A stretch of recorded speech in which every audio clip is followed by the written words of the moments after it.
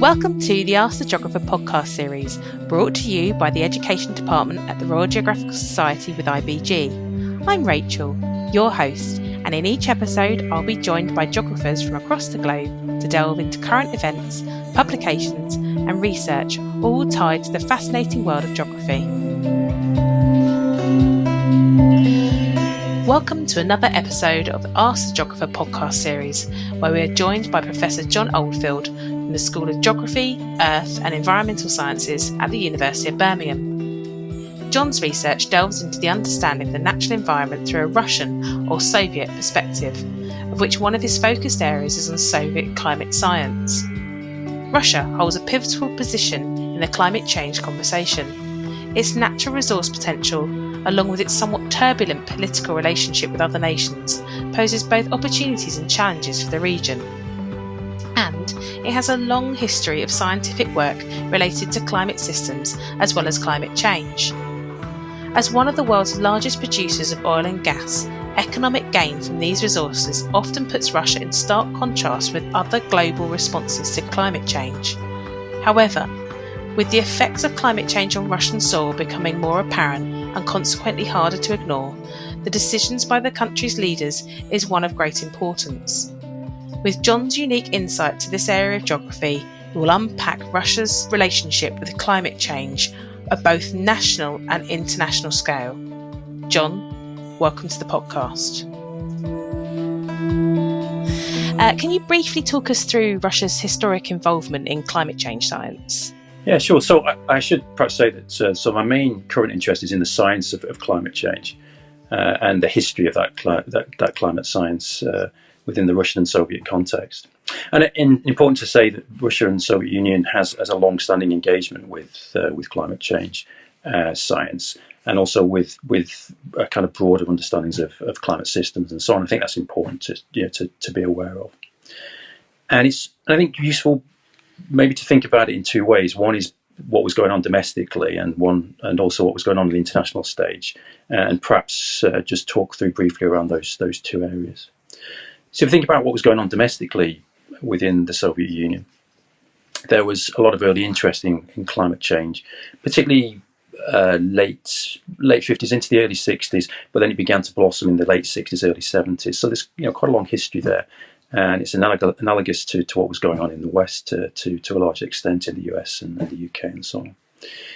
There was a main figure, an individual called Mikhail Budiko, and he, together with colleagues, worked around the issues of climate science and climate change science at this time, I should say. And he was interested in both natural and anthropogenic causes of climate change. And with the human factor, he was interested in consequences of industrial output, particulate matter, but also interested in things like CO2 emissions.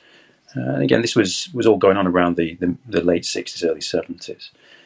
And he was also interested, Budiko was also interested in the ways that very small shifts in temperature at the global level had the potential to have rapid change. So you could very quickly move towards glaciated periods or very hot periods, if you see what I mean. So he was very interested in the kind of the sensitivity of that of the global system as well. As the climate change debate gained traction in the early 70s, Budiko, together with his colleagues now at the State Hydrological Institute in the Soviet Union, outlined the potential for both particulate matter from industry and also CO2 levels to have significant influences on global temperature, and particularly the latter, CO2 levels having a significant influence on global temperatures. And this is a significant piece of work and was significant not just in the Soviet context, but in a global context as well. And there was a lot of interaction, which I'll talk about in a moment, with individuals in the West as well, in the USA and the UK. There were a whole range of institutions involved, so it wasn't just one institution, it's a whole bunch of institutions involved in climate science more generally. And there was also this interest within places like the State Hydrological Institute on climate change. Probably one other area I just want to quickly mention domestically was there was interest in climate modelling. So this interest in having climate models that were based on computing-based climate models. But there was also interest in paleoclimatology, so two ways of beginning to kind of predict how future climates might play out. And in the Soviet context, probably fair to say that computing power lagged behind that of say, contemporaries in the US and other countries. And so while they did have the computer-based models, the paleoclimatological approach was also very strong within the Soviet context, but also it was there in the West as well. But so this was using understandings of the past climates to begin to think about what future climates might be like. So that was the kind of domestic scene, and it was a strong scene, I think, a relatively strong scene with respect to climate change science. And then internationally, and perhaps maybe surprisingly, there was a reasonable amount of interaction between East and West at this time, given that it was the Cold War, particularly in the late 60s, early 70s. There began to be increased connections around this issue. But there was one particular cooperation agreement, an agreement in 1972, that was called the Agreement on the Cooperation in the Field of Environmental Management, and that was between the USA and the Soviet Union. And this had cooperation across a whole range of areas, but there was a working group 8, or so-called working group 8, which was dedicated just to climate change, climate science, climate change. And there's been quite a lot of work done on this in the last few years, this particular agreement, but it facilitated this meeting of science across the Cold War divide. The working group 8, the climate science group, was perhaps arguably the most successful, and the cooperation went on for 20 years into the 1990s.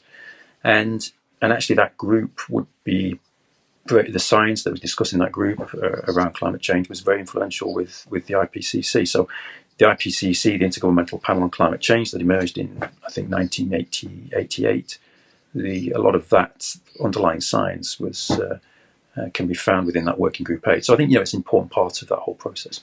So I suppose, really, I'll stop there, but I think Soviet science was a really important part of that debate, that growing debate around climate change in the 1970s, 1980s. Thank you. So just thinking about their international involvement, Russia signed the Kyoto Protocol in 1999, but they didn't ratify it until 2004. So what were the reasons for their delay? You've got this kind of interesting, not contradiction, but this interesting kind of friction all the time between there's a lot of science there and then the policy perhaps like behind it. And I think this is a good example of that. There's a lot of complexity to it as well. With the Kyoto Protocol, and this, as you say, this ratification didn't take place in 2004. I think, again, context is probably important to just dwell on for a second. The 1990s were very difficult for Russia. The Soviet Union collapsed in 91. The Russian economy suffered considerably, as did other republics and the former republics of the Soviet Union at that time. And that kind of economic devastation meant that there was a lot of energies that went away from science, if you like, and into other areas. And of course, day-to-day life became very important to engage with. And also the economic kind of the fall in economic output meant that CO2 levels fell precipitously. And Kyoto had the baseline in 1990 for CO2 kind of emissions. And of course, Russia, easily met that baseline because its CO2 emissions had fallen so markedly in the 1990s. And I think even now, Russia's output of CO2 is still below that of 1990. So I think that the marked level of economic decline in that period as the Soviet Union fell apart and then Russia shifted to a market-based economy, is an important factor here. It took attention away from climate change policy, and kind of understandably so. There was other debates going on, though, at the time. There was the debates around the Kyoto's ability to kind of address the climate change issue. And that critique remains strong and is still there. And it's a fair critique. Is Kyoto capable of actually addressing the issue? And there was kind of an interesting debate around that area within the Russian context. And of course, there were also those powerful group of people, individuals who were sceptical of climate change. So you had all of this kind of baked into that period. And so it delayed things. And in the end, I think it's fair to say it was a very much political decision that they ratified, and then they used that as leverage for economic gains on the international stage. So I say there's just a lot going on at that time, and and that was the real, I think, the reason behind the delay in ratification. So there's that massive link between kind of the politics, economics, and then environmental investment there. Yeah, I think it's at that period. It's trying to get a feel for the change that went on in the 1990s, which it's very difficult to describe because they were so significant and immense, and as the system moved away from the Soviet system, the economic system, and of course energies were going in lots of different directions, and monies weren't necessarily available for things like science. Science suffered markedly during that period, as other parts of society did too, and so it was getting that momentum. And given the declines in the 1990s, the economic stability, I guess, that began to emerge in the early 2000s, and maybe this is important, was driven predominantly by oil and gas exports, and it did bring some stability to a situation that had been very unstable for many years. And of course, you've got that link between Kyoto and the threat, if you like, to hydrocarbon industries. So you can see why there was concern around that too, around that period. It was a complex. It was a very complex and fluid period within Russia. Yeah, definitely. And it's interesting for our listeners to be able to take that into account in terms of what's happening in the political background as well as a country as a whole. So going back more towards the domestic side of it, I think Russia's no stranger to the effects of climate change. They have risk of wildfires, more extreme weather events, the permafrost is melting in Siberia. So how is Russia responding to the effects of climate change on its own soil? Yeah, I think you're right. I think you mentioned a whole bunch of things there that the climate's having potentially climate change is having an impact on a whole range of areas, and it's getting across the vast size. And Russia is a vast territory. You move from the Arctic regions in the north to kind of semi-arid and arid zones in the south. A whole bunch of ecosystem biomes in between. So of course the way that climate change might play out in those different regions is also considerable. So they are addressing it in a number of ways, but I think it's useful to separate out Russia's response to the potential risks of climate change from the actual climate change debate. They don't necessarily come together, if that makes sense. So they might address the consequences, but not always is that connected up in a very significant or strong way with climate change itself. So I think I think these two things don't necessarily come together all the time. But there's certainly deep awareness of the possible consequences of climate change for Russia. There are laws, there are legal documents that have been produced. These have been critiqued, but they do exist. And there's also the Russian State Hydrometeorological Service, which has produced 3 significant so-called assessment reports. So in a sense, similar to the IPCC reports, but domestic. And the last one was produced in 2022, so just a couple of years ago. And these detail the potential consequences of climate change on different parts of Russia. So I suppose what I'm saying is there's an awareness there, and there's a drawing off that scientific legacy of what might happen. And there's also then this separate from that, it's a large infrastructure dealing with natural disaster, consequences of natural disaster. And as I say, that's where the things don't necessarily come together.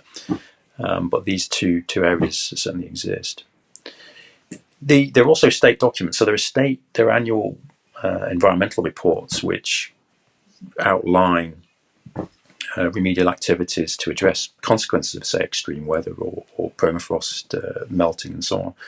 So all of that's there, and I think the scale is understood, certainly. But so there's certainly a lot going on in this space. But to say the climate change aspect is not necessarily, maybe the best way to say it is, it's not necessarily woven into deeply as an organising principle in what's going on at all times. And we'll maybe come on to that in a moment. There are all the pressures there. So hopefully that's helpful in some way, answering that question. No, definitely, and I think we can move on quite smoothly in terms of Russia's climate change policies. How do you feel they actually compare with other nations such as China, US, UK? So direct comparison is difficult in some senses, and obviously there's a lot of variation across these countries in terms of what they do. I mean, Russian response in general is typically assessed as being weak, and has always been assessed as weak in terms of policy and law, and that remains the case now. Obviously, at the moment, Russia is increasingly isolated because of the war in Ukraine, and that also is important because it becomes isolated from that international community, and therefore it reduces dialogue, but it also reduces the way in which things are assessed, and I think that's again an important part of this discussion, at the moment. But Russia has this strong hydrocarbon focus, and really this is an area of activity that's very influential and will remain so for the foreseeable future, and that helps to shape a lot of its climate change policy, I guess, and the way in which that policy is situated within the country. There are efforts to acknowledge the range of challenges that climate change will pose, and we mentioned some of those a moment ago. And there is certainly a lot of work going on in that area, but political will, I think, at the highest levels is to address climate change has never been particularly strong, and certainly at the moment the signs are weakening there, and that's in the last couple of years since the war with Ukraine.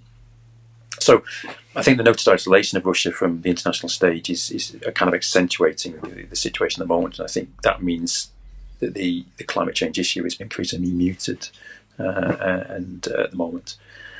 Maybe one other thing just to mention, which we might come on to, but this isolation of Russia as well means that it was relying to some extent on technology that was being imported from abroad to address some of its challenges in the climate change space, and of course that flow of technology is not taking place at the moment because of the wider geopolitical context. So all of these things are, I would argue, reducing the momentum within that climate change space in the Russian context.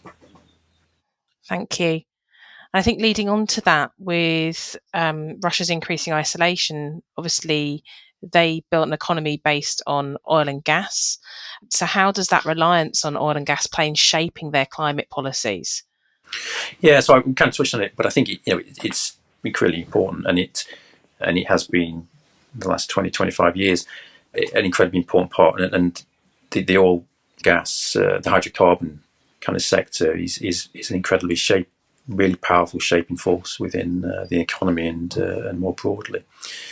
And its role in Russia's economic recovery in the early 2000s did nothing but strengthen that notion of the importance of it within Russian society. So you kind of get these contradictions I call them contradictions, but you have a lot of work and a lot of understanding of the potential consequences of climate change and acceptance that it's going on, but at the same time you have this dominance of the hydrocarbon sector, and it is driving developments, and you're getting a lot of development in the Arctic region at the moment, for example, that's opening up new resources. Actually, not just hydrocarbon resources, but other resources too.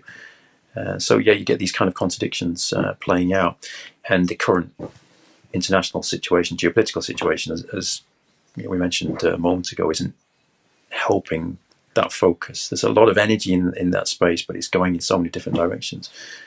So I say there's a sense of a lessening of attention being given to that climate change issue at the moment.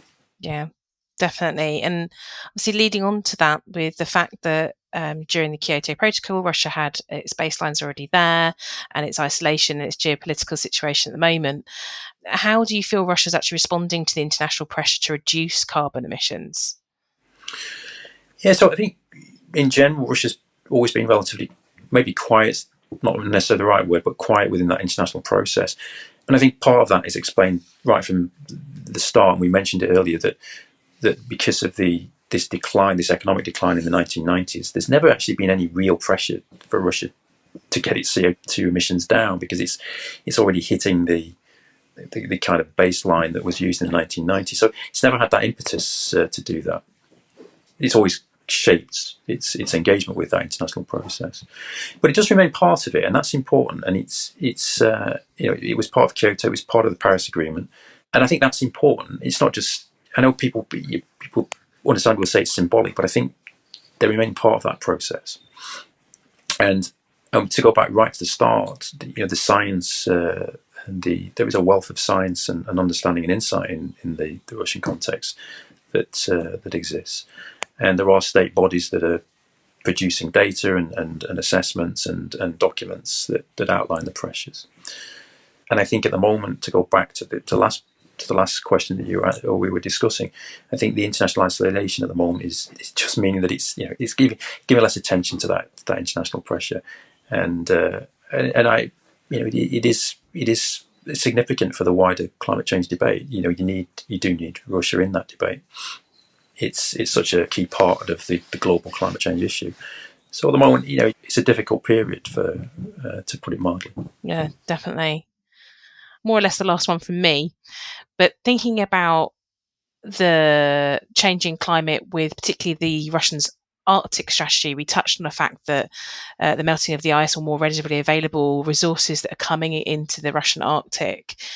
Obviously, that poses massive economic prospects, increased access to natural reserves. How do you think that might be affecting how Russia responds to climate change in that area? Yeah, in the Arctic, I think you're right. I think the Arctic, for so many reasons, becomes it's so important in this debate. Firstly, because it's the warming is taking effect so powerfully in that part of the globe, and the fact that Russia has such this massive coastline that borders the Arctic Ocean. It's such a key player in that part of the world, and there's no doubt that the level of industrial activity in that northern part has increased markedly in the last decade or so, and continues to do so. And the lessening of ice in that region is opening things up to increased economic activity, and you can see momentum gathering pace in that part of Russia.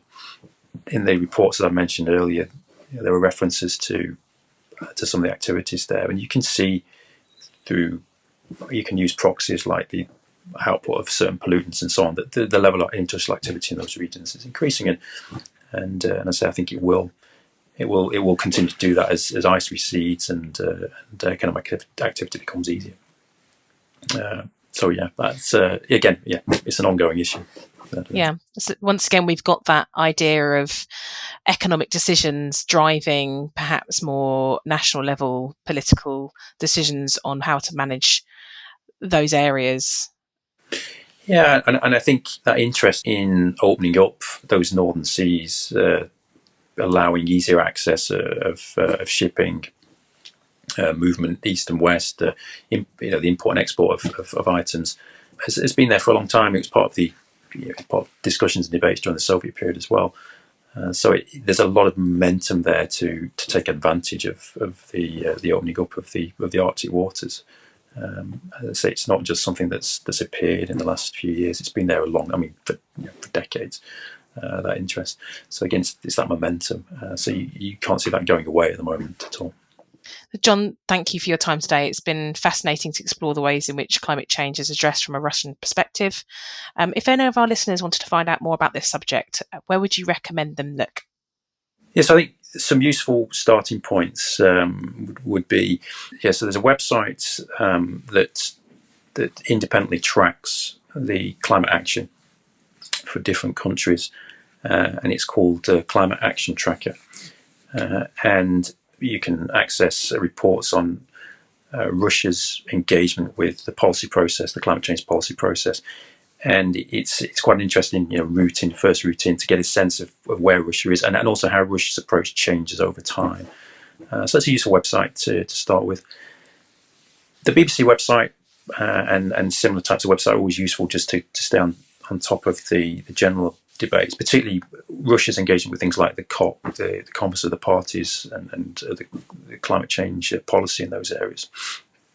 And then, my thought was there is a journal, a widely interdisciplinary review journal called Climate Change, which is sponsored by the RGS, and that has some really interesting articles that are looking at Russia's approach to climate change policy, and it's a useful starting point that can open up other avenues, and probably a good starting point to get into these things in a little more detail. Wonderful, thank you. Thank you for tuning in. If you enjoyed this podcast, don't forget to subscribe to the Ask the Geographer podcast series on soundcloud.com or your preferred streaming platform. Dive deeper into the world of geography and stay informed with our wide range of resources, many of which are available for free. School membership grants access to even more resources, including online lectures and supporting materials for both teachers and learners. Explore our resources and discover our additional offers for education at www.rgs.org/schools.